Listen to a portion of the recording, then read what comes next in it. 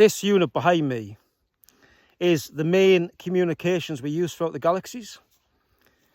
As you can see, we've got the cables. You can just see the cables coming from the top, if I can point correctly. Now, this is used.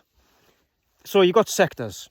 This is the main way we communicate throughout the sectors using devices such as this device and devices such as this. And the cables you see down the side, they are connected to the ground. So basically, we have underground cables. So when the sectors are too close together, the cables come from under the ground and then they go up these cables into this unit here, and then the cables along the top comes. I mean, the thing is, the ones that go under the ground are okay when the sector's safe, when it's safe. But when the sector's dangerous, when there's problems on the ground, issues on the ground, there could be anything on the ground, whatever, it could be anything. It could be the terrain, anything.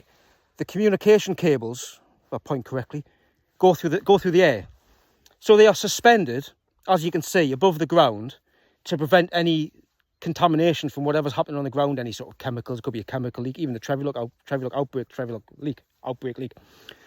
The cables are elevated above, and they transport the data through the air. You're probably thinking, why isn't it wireless?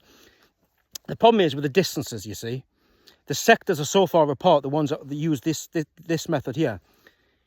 It can't be done through the air because the waves don't go that far. They break up and we lose signal and the reception's terrible and we can't hear anything and communications get messed up and it's just terrible.